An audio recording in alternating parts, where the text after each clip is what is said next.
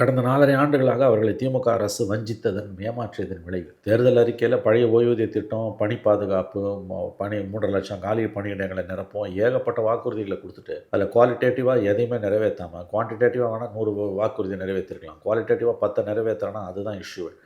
இன்றைக்கி மக்களுக்கு அடுத்த தேர்தலும் நெருங்கும்போது ஏமாற்றியது இனிமேல் முடியாத காரியம் என்பதை அவர்கள் புரிந்து கொண்டிருக்கிறார்கள். அவங்க என்ன கேட்குறாங்க, நீங்கள் தேர்தல் வாக்குறுதியில் கொடுத்தீங்க, தேர்தல் அறிக்கையில் 21 தேர்தல் நேரத்தில் நீங்கள் கொடுத்த வாக்குறுதி இதை தானே நாங்கள் நிறைவேற்ற கேட்குறோன்றாங்க. இன்றைக்கி அந்த ஊழியர்களை போராட விடாமல் தடுத்து செவிலியர்கள், அரசு ஊழியர்களை தினம் அரெஸ்ட் பண்ணி நீங்கள் கொண்டு போகிறீங்க. ஜனவரி 6 full time full fledged strike வரப்போகுது. அரசு ஊழியர்கள், ஆசிரியர்கள், செவிலியர்கள் எல்லாருமே. நீங்கள் என்ன பண்ணுவீங்க, அந்த ஸ்ட்ரைக்கை போட்டி சங்கங்களை வச்சு உடைப்பீங்க, இல்லை போலீஸை வச்சு உடைப்பீங்க. வேலைக்கு வரவங்க கூட போலீஸுக்கு பயந்தோ அல்லது வேலை போய்டுன்ற பயத்திலையோ போட்டி சங்கத்தால் வேலைக்கு வரவன் வேலைக்கு தான் வருவானே வர உங்களுக்கு ஓட்டு போட மாட்டான். உங்கள் தங்க நகையை அதிக விலைக்கு விற்கவும் மற்றும் அழகில் இருக்கும் தங்க நகையை மீட்டெடுத்து அதிக விலைக்கு விற்கவும் உடனே அணுகவும்.